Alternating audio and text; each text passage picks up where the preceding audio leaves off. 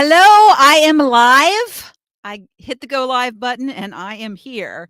And I am coming on tonight to talk about, or talk to, I should say, specifically those people who are fed up, tired, tired of settling for the life they don't want. So I'm here to help. So I would like to have a chat with you about why do we not change? Why do we allow our lives to be less than is possible?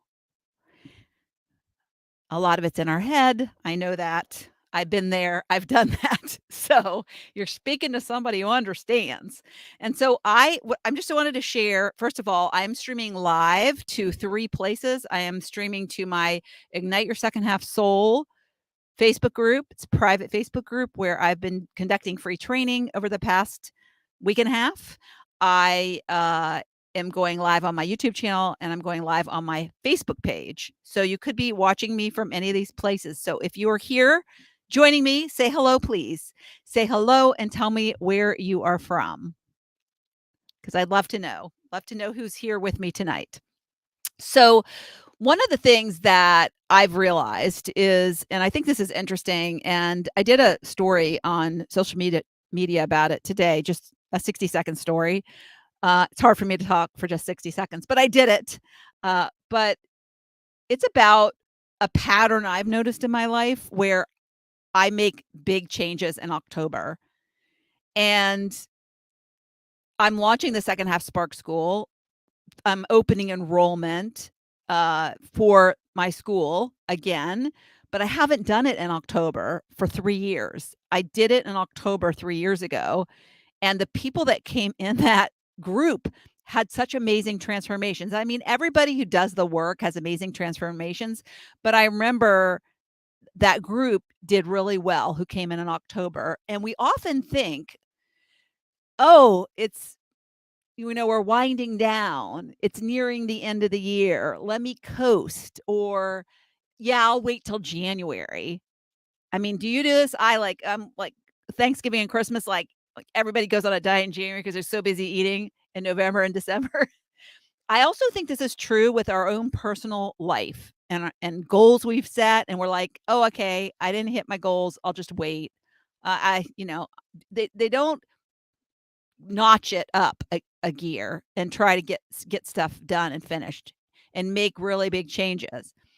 But for some reason, I have made the 3 biggest changes in my life. I call them life pivots in October, in late October. It's crazy. Well, one of the 3 was early October, but they've all been in October. And why is that? But I think I love fall. I don't know if it's something to do with fall. So do you have times that, like, do you have patterns in your life where you tend to make big changes, or do you shy away from changes? So I'd love to know that. And I've got my just so you know, I like to know that I'm coming through okay. So I've got the screen here. Sometimes the comments, I don't see the person's name, so I have to look somewhere else.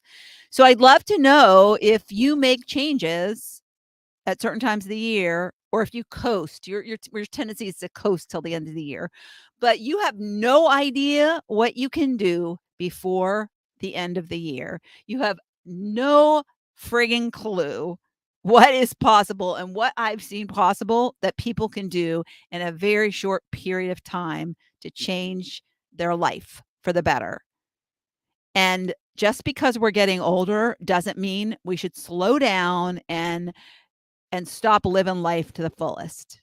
And we should not be accepting. And I hope that this resonates with you, because the women who come into, usually the women who come into the school, are just finally fed up. Laura Volts is one of my students who I had on my podcast, my Living Your Spark Second Half podcast. And it aired, I think yesterday it went out. But what she shares is that she was at the end of her rope and she was miserable, living a miserable life. And I thought, and we don't, I think often action comes when we're so miserable, and we're okay with mediocre. And I don't want us to be okay with mediocre. We waste too much time in mediocre, and you deserve more. And so when I was listening to this clip that she had shared, when we were talking, she said, "I was at the end of my rope, and I thought, the rope," and if it's a metaphor, right? If the rope is a metaphor for our life, we're clinging on to the end of this rope, but it's a life that we're not that's really not making us happy, but we're just clinging on to it. We think it's all we've got. And what we need to do is just cut that rope and trust that the net will appear. You've heard that saying probably. Um, "My darling, jump just fly and the net will appear," or something like that. So so that is one of the messages, is that we have to trust our instincts that we've pretty much been cut off from because we're so in our head, we're so in our busy hamster wheel life. Hi, Cindy. Hi, Nancy. And we're so busy that we're not listening to what is in here. And so it takes something extreme sometimes to get out of our head and into our heart. And so we need, as a collective, and I'm talking to every person, and if you are somebody who is work and living from your heart and you love what you're doing and you're so sparked and happy, I call it sparked, lit up, you're like a bright light in the world, then good, good. Stay that way. Don't falter, and be a inspiration to others. Do as much as you can in terms of inspiring people as to what's possible, because there was probably a point in your life where you weren't so sparked and that you found your way. And so I want to be the light for people so you can find your way, and it can happen to anyone. You can get out of the rut you're in and that you're stuck in. I wanted to share for a minute, when people come into my free training, and by the way, you don't need to do the free training to come into the second half Spark School. Uh, and the free training that I provide is actually a bonus when you come into the school, so you'll get the benefit of it. But there's some juicy stuff that people share when they go through this free training about the ahas that they're having, and that it's so much awareness that they're gaining from it. But when they come in, I ask them one question, and I have the private Facebook group some of you might be watching from. But one of the questions I ask, if you're being completely honest, what's the one word you'd use to describe how you feel about your life right now? And let me tell you, hundreds. So if you think you're all alone feeling this way, you aren't. And let me share, and I'm not going to read hundreds, but I'll just give you a taste of what the one word these women, and one of them might be you. Even if you're not in my free training, this could be a word that you think about your life today. And I want you to think about it. If you didn't answer this question and you haven't been asked this question, what would be your answer? And what was answered was blah, stuck, anxious, exhausted, drab, blah, bored, boring, humdrum, and boring. She had 3 words. Stuck, blah, stuck, surviving, lost, unfulfilled, confusing, broken, unsettled, procrastination, lonely, sad, solo, routine, challenging, good. Somebody said good. Turmoil, at a crossroads, hopeless, mediocrity, flat, cruise control, trapped, mundane, random, prisoned, floating, stagnant, anticipation. Oops, I wait, I lost my, here we go. Passionless, stalled, tired, disappointed. So I don't need to go on anymore. So many words that no one deserves to have a life that is described by that kind of word. And so, what is that word that you use to describe your life? And if it's similar or one of those, what are you gonna friggin' do about it? This is serious stuff. The time is okay, I gotta show you this. This is what I have. This is what I have to show you. This, I have this as a reminder in my studio, and this is what we're facing. This time is running out, and I don't mean to be a Debbie Downer, but how do you wanna spend it? I like to think I have a lot of time left, but I am gonna be 65 on my next birthday. So realistically, I don't have as many years left as I've lived. I like to say my adult years. I don't really like to count my before 25 because I really didn't know what I was doing before then. Um, but if you think about it, I have a good I mean, I wanna be really active and, vital, maybe still doing this stuff. Think of the technology when we are nearing 100. It's gonna be fantastic. And so I I think of it, that's like 30 more years, I and I just think of the progress I've made in the last 30. So we actually have a lot of time left. But every day you spend in blah, stuck, stagnant, sad is another day that you couldn't have been happy. And the truth is that our whole aura, the aura we carry, if you think of Linus's friend that had, the dirt that went around with him, that's what you are. You're carrying all that negative dirt into the world. And so the people around you are affected. And I find that when we start to think about the other people, because a lot of us were moms and we think first about other people, we think about the people we love and we want them to be happy. Can you imagine them with that around them? Oh, you'd do whatever you could to get them out of that mind space, right? Get them into a happy place. And but if you knew that what you are bringing is what that's impacting them. That's impacting them. They're being robbed of somebody they love who is not in a happy place. And that the danger of that is that something that could be modeled.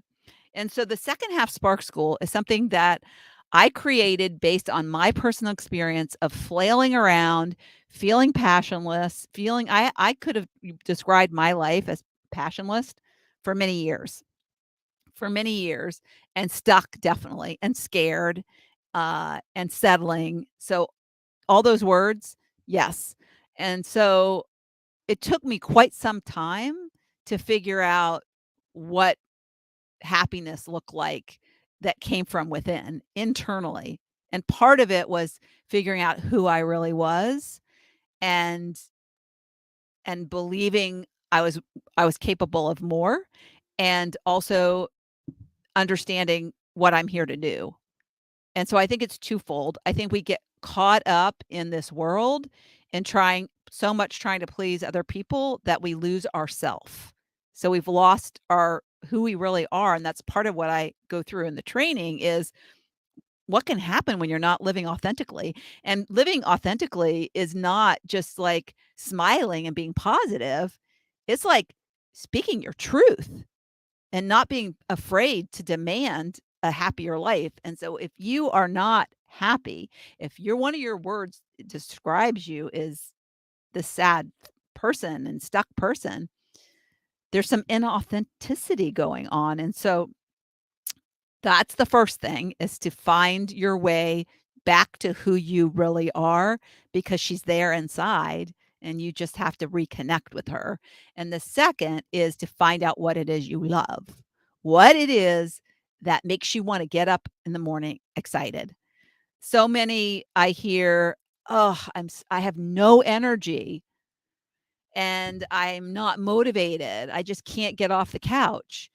Well, motivation doesn't come from external sources, doesn't come from, your phone and social media, another person, you need your friends to like, you have a good time type of thing. It doesn't come from any external sources. Some choose the bottle, drugs, whatever you choose to numb how you feel. But social media is actually a really big one, and Netflix is a big one. But you need to understand, and that's what I had to do, is dig deep into, like, what it is that I love. And maybe it's something I needed to learn new, but what am I interested in? It just starts, what am I interested in? What would make me get out of bed to go, like, research it, or, go and call on the phone and do an activity that made me curious about something? What books do I like to read? That kinda, it's as basic as starting, just getting your mind into the things I like, and then the things I love. But so, yes, it's twofold. It's reconnecting with yourself and reconnecting with the things you love. And there were things, and I asked this in the group, that we really loved when we were children. Sometimes asking those questions, what I did when I was younger? What would I have done if hadn't gone into the career that I did? Because I had to, or because somebody else wanted me to. So these are all the questions that you need to ask to help you get unstuck. But start with being aware. And so the Second Half Spark School is a program that has a formula that I found works. I did it, and when I did it and I found my late in life purpose at I was 59, almost 60. October of my I turn my birthday's in February. So it was October of 2018, and I had this light bulb moment of, I think I know what it is. I think I know what it is, but I don't know how to make that my every day. I don't then all the other things come up, like I'm not smart enough, I don't have the knowledge and all the things. But I had this yearning to be a coach, and I didn't know how to begin to do that, but it was this drop in of this, like, light bulb. I think that's my purpose. I think that's my purpose. And so, then it was an unfolding of that, a journey, as I like to say, which, I like to say our journey is a journey of a lifetime. It completely unfolds. You never know where you're going to end up, or how the purpose is going to, how that you're going to experience that purpose, because there's different ways. I think of, like, say somebody who's a teacher. A teacher loves to teach, but the way in which the teacher teaches can be different. The different kinds of students, the different kinds of, content. So there is an infinite, amount of possibility there in how you teach. But teaching, lighting somebody up with information so they're better off with this information than they were before. And part of teaching is also constantly learning. And so, yeah, how the purpose unfolds, it's this idea of, "Oh, I think this is something I wanna do. I think this is something I wanna do." And so, identify where you are in your life, and are you as happy as you should be or want to be? Um, are you okay with that? Or do you spend a lot of your time saying, I wish it was different. I wonder, I wonder what would be possible if not for this." So if you spend a lot of time in that headspace, then it's time to make a change. Um, and and of course that's your decision. You have to make that choice. And that is totally up to you. But I just want to encourage you that all things are possible if that's you, and if I can do it, anybody can do it. If I can do it at age 59, and I've had my students, up until the late 70s, and they've had success. So, anyways, I thought what I'd do is I show you real quickly some of the things, and oh, I should, actually go to the banner and put up it's the Second Half Spark School. Is it here? I think, oh, here it is. So the secondhalfsparkschool.com is where you can learn about it. But the reason it's called Spark, it's an acronym for it. And this was actually a download. So when I started getting into this, I was somebody who was like so disconnected from my heart, so disconnected from the messages that my heart was trying to send. And in my head, I call it my logic brain, or you could call it your reptilian brain, but I was always like that was driving. That was driving my car down the road of life. And so anytime anything would try to come up from my heart, I was like arguing with it and telling it was crazy and, go away. And so when I started to tap into my heart, which is really ultimately your soul, your soul is guiding you, your soul is trying to talk to you, call it your higher self, whatever. It's the non-physical part of you that came here, and it knows why you're here. It knows the agreement you made to come here and live the life that you are not living if you're not happy, because um, our soul wants us to be happy. We should be happy beings, and so we're not living up to our agreement if we're not happy. And so, and never feel guilty for being happy or wanting to be happy. And so, when I finally start listening, I started to get these downloads, like ideas, and it'd be like, "Ooh, where'd that come from?" And once you open up that connection, and first of all, once you know those ideas are coming from a deeper place and they're coming from a special place, you wanna start paying attention to those. And then when I started to get them, I was like knowing kind of that that was where I was supposed to be led, and so pay attention. And so one of my downloads was the Second Half Spark School. It was like, "Oh my gosh, that's what I'm gonna call it. That's what I'm gonna call this thing. We're gonna help people find new purpose late in life." And I was so excited about working with women only over 50. And somebody said to me once, "Well, don't you help men?" And I men can go find somebody to help them. I wanna help women.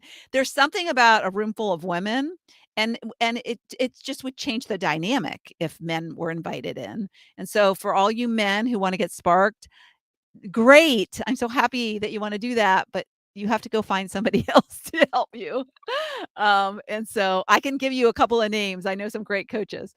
But anyways, but I will say, if you are a female and you have a male friend or a husband, spouse that needs to be sparked by you becoming sparked and learning these this formula and mastering um the the knowledge that you'd gain, you can change other people. You can help and inspire other people. So I love that about that.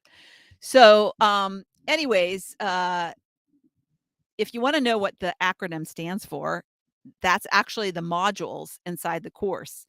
So there's a course and there's coaching. So the Second Half Spark School, I say it's not an online course because it's not. It's not like you do it in a vacuum or by yourself and you go through, like you go to school and you take you read the book and then you take the exam. It's not like that. So there's videos and there's exercises that you have to do if you want the transformation, uh, and there's coaching calls. So because a lot of this stuff requires you to be guided. It requires a coach to because often when we start to do this work and this inner work, things come up and we resist. There's resistance that comes up. And so we tend to the blocks come. And when you have a coach who can see the blocks that you can't see, it's so helpful. And there are some things that are so personal that um, are causing these these obstacles, these this automated negative thinking in your head. There's these things that you're so in it that it's not like you can see it, right? You're so in it. You can't be the observer of it. But what you learn is how to be the observer. And initially there is a transition. It's a little hard at first for certain things, and then once get coached through it, then you're like, "Ah, ah," and it starts to like and the connection and the conduit opens even bigger. So that's what's so cool about it. So let me just tell you what the spark means, okay? It sounds really simple, and honestly, it is kinda simple, but it is very, very there's a lot of, depth to the work that's being done. So, S is see, P is plan, A is act in alignment, R is recon, and K is kismet. And kismet is destiny. So those are the names of the modules. They're not in that order. Of course, I had to make it complicated because I don't I've done this a few times, and the order that I do it in is perfect. So, I'm never gonna mess with it, but the acronyms work. It's just like a little bit of a shuffle. Kismet is the first module, and Kismet is, as I say on the secondhalfsparkschool.com site, learn what your teachers didn't tell you that's way more important than algebra. And so that is where, uh, I say, "No, it's kismet," that you are here for a reason. There's actual science behind how your brain works, how it affects your moods, actions, relationships, and the knowledge you get in just a piece of this module will change your life. Your I like to say the trajectory of your life forward. I also have mindset hacks in there. I teach a, 3-part, uh, brain rewiring process in that module. I teach about the 12 universal laws, and I teach a manifestation, uh, steps to the manifestation process that you might not be aware of, and it's really fun. We do a little practice of manifesting something easy in the very, very beginning, so you can see it's kismet.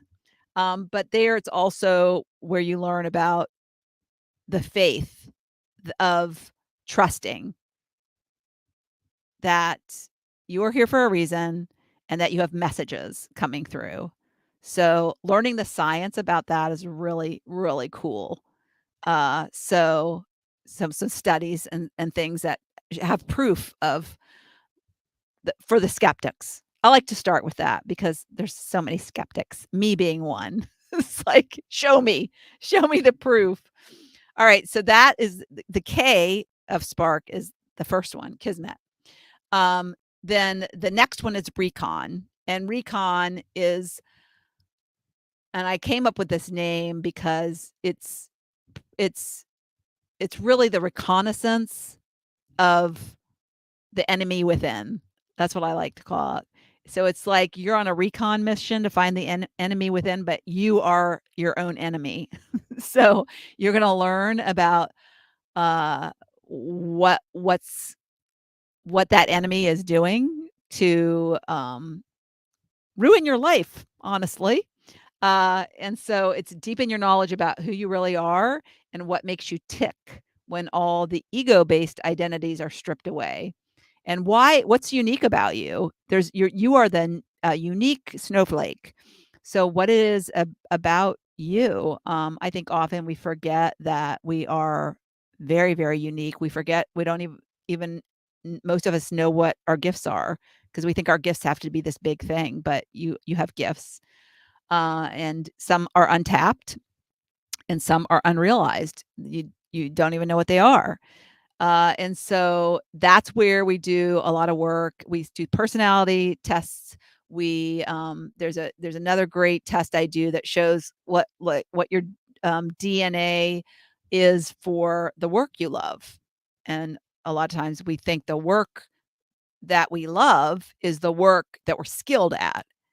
And surprise, surprise, guess what? You can build skills and not love that as um your purpose and your passion. So you're good at it and might make you feel valued, but it's not like the thing that you get lost in, for instance, and you lose track of time. So we do some work. We delve into the past. There's a good exercise in there uh, that I have you look at your past. So that's been really interesting for some people. People think failures are they have this interpretation of their failures, and they have regrets about that, and so we reframe that. So that's really good exercise. So and then the next so that's Kismet, and then Recon, and then C. And so what people don't realize is dreamers realize this, but the non-dreamers don't, is how important it is to dream. And how important having a vision of what you want is, and how powerful you are to create your own vision, that you can actually create a vision and manifest that vision into your reality. And so that is what we do here.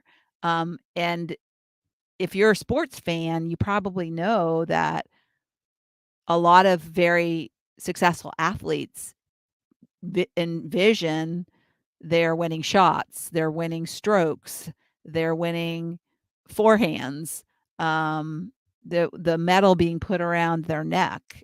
Uh, so that's a really people it's that's why I said see sounds simple, right? You just need to see it. See it and believe it.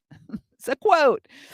But you can create it and see it. And when you have that vision, you're the universe conspires to help you attract that into your life by sending you signs. So if you continue on the hamster wheel of life like I lived for so long, you're never going to see anything. You're never going to see, but it's the wheel going in front of you over and over, and you won't hear those messages. So that is C. That's the S part.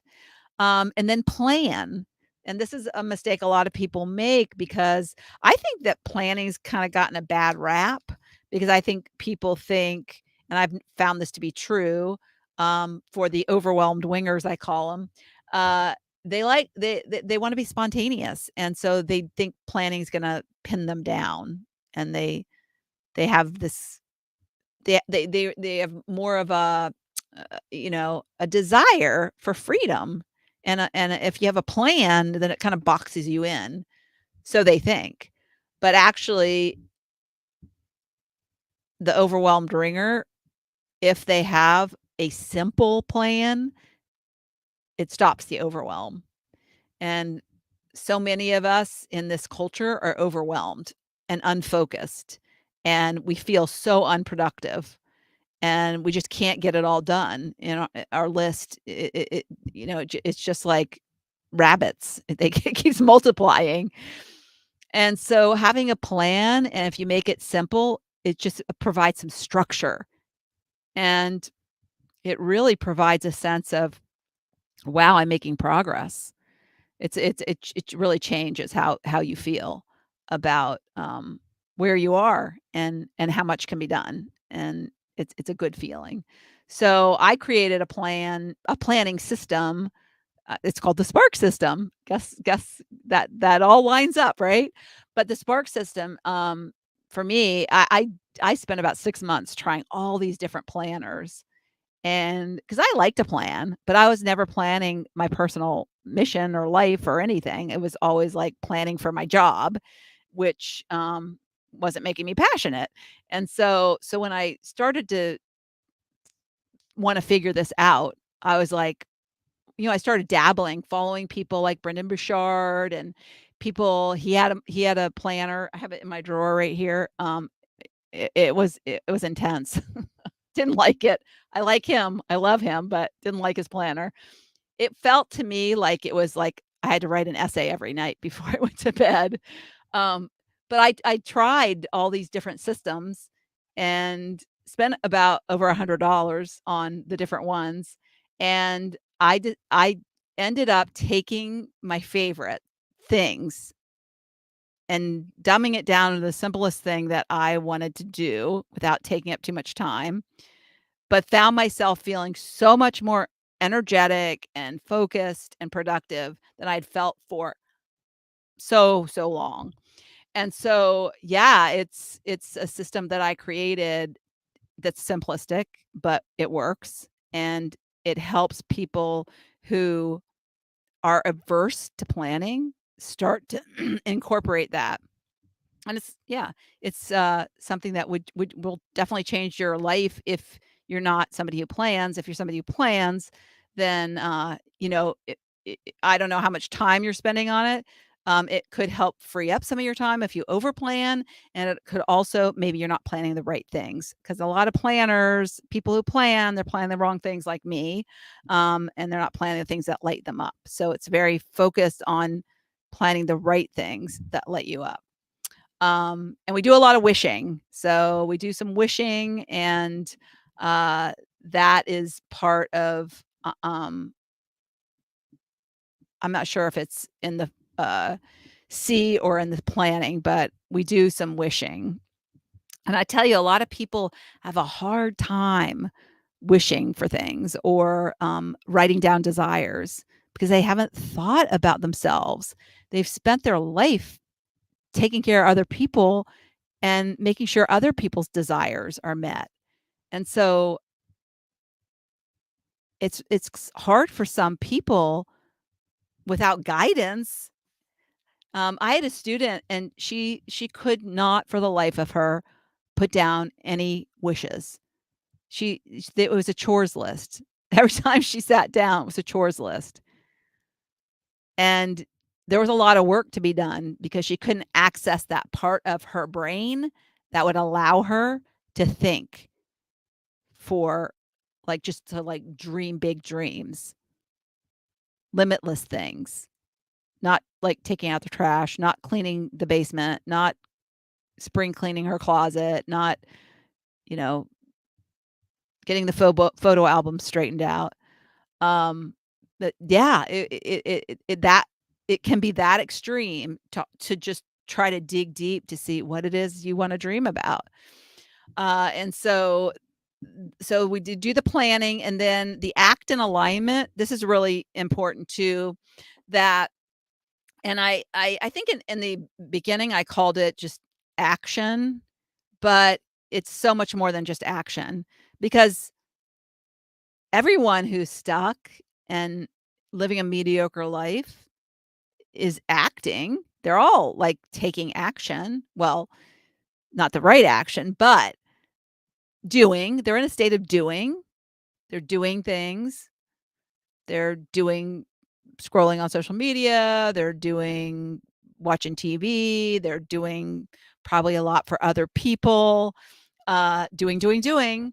And this act in alignment, you can't and a reason why I have it last is because you can't do any acting in alignment until you're aligned with your true self. You have to know who you really are and what you love.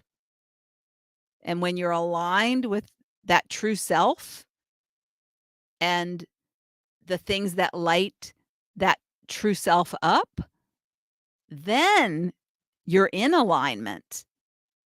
And then you can start doing the actions, the right actions.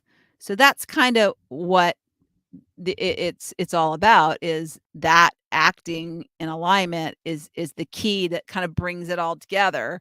Um, and we create, the person you wanna step into. There is, I call it the Beyoncé exercise, uh, because if you've ever heard Beyoncé's story, Beyoncé says, uh, she steps into this, her performance self. She's Sasha Fierce, she has a name for her, and she's actually, I guess, pretty introverted, and she goes on stage and she becomes Sasha Fierce.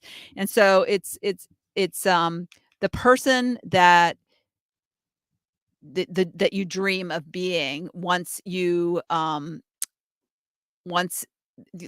your vision. You've created your vision, this is what, you wanna have in the next couple, 3 years. Well, who is that person? It's not the person that you are now, because you would have all those things if you were that person now. So you gotta figure out what kind of behaviors that person would have, what kind of, you know, just the actions that you're gonna take, the skills you're gonna develop, the people you're gonna be with, the environment you're gonna set up for yourself. So there's a whole bunch of stuff that goes along with this acting and alignment that, like I said, it's a lot deeper than just the actions. And also the other important thing to know is in the doing that is being done before you're in alignment, you're not gonna get the messages that you need that are gonna set you on the path that is gonna be the right path, that is gonna make you the happiest. So those message you'll still be disconnected from those messages until you understand and know your authentic self, and you have that vision that of that authentic self. And yeah, you know what you're going to be working on, and you're going to be aligned with that person. So, and you're going to be aligned with that mission, that purpose, that is something that changes your life. And it, purpose is a funny thing. People ask me, is do you think your kids were your purpose, or do you think you only have one purpose? And I think, at least for me, I think my kids were my first half purpose. I think because I loved it. I mean, I loved being a mom. I was so lit up in the life that I had as a mom, even though I worked full time. I rushed home to be with them. I coached them in their little, they weren't, it wasn't little league, but the equivalent, right? Um, their soccer tournaments and their basketball and their softball. I was very, very involved mom, and I loved my two daughters so much. And raising them to be good humans was the biggest honor of my life. And so that's why I was in this void when they left. And the youngest graduated from college in 2006. And so it was quite, like, describe it as an internal earthquake. Um, and it was really hard for me when they left, and the house was empty, and my life was empty. And so I spent a lot of time not even knowing that I was missing purpose. I didn't know that was the problem. And maybe you don't know if that's the problem, but I just thought, and you go for the external, right? Look, the things that'll, maybe if I find a new husband, but that was great. I mean, I did find a new husband, and that was great. But the honeymoon is only short-lived, and then it's like back to the mundane. And so, like, it, I was still lacking purpose. I was still lacking this internal flame inside of me. And so I didn't realize until I finally got to the point of being fed up, into my rope, like Laura, the student I was describing. And so I got to the end of my rope, and I was like, I got to figure this out. I got to figure this out. Only me can figure it out. and only you can decide, how to get unstuck. Which direction do you wanna go? Which choice do you wanna make? But the second half spark school is the thing that I wished I had when I was searching. And in 2006, I don't even think I was on Facebook yet. I think I think I joined in 2007, I'm not sure. But anyways, so that is what I wanted to share. I wanted to share with you, that the second half Spark School is open for enrollment. I usually only open it two times a year, but I am opening it this month in October, and, you will be a new person by the beginning of the year. Uh, it is a 180. You will be a 180, and I'm thankful for the women who have trusted me and who have done the work and have I mean, I can't not do what I do when I see the impact that it makes, and it's so rewarding, so rewarding. So it does work. I have lots of transformations, lots of, testimonials, and they're all on the second half Spark School. Many have shared on the little videos on the page that you can see. You might see yourself in one of them. But they're an amazing group of gals, and I, did a retreat recently, and it was so much fun. It was one of my dreams. Talk about a vision board dream, was wanting to do a retreat, but, it was so scary, so scary. So it's good if your dreams are a little scary because it makes you stretch, and I hope you have some big dreams that you start to chase, and, if any of this is resonating or feeling, like, stuck and this message is resonating, I just want you to know that you are not alone and you can do it. You can get out of the rut you're in and you can live the most beautiful, magical life. You can't even imagine the future that is available to you because we we just don't think big enough. And the universe always delivers more than. And so I hope that this has helped you see something that different, maybe shift this perspective about what's going on in your life. And so I am going to stop. I'm going to stop talking. I've been here long enough. And drop a comment below if you have any questions. I'll pop into the different areas. I do get notified if there's comments left. So just leave me a comment. If you have any questions, you can also send me a direct message. And if you're on my email list, don't hesitate and email me. I am very willing to help and respond. I answer all my emails. All right. I probably shouldn't, but I do. All right. Okay. Thanks so much. Bye.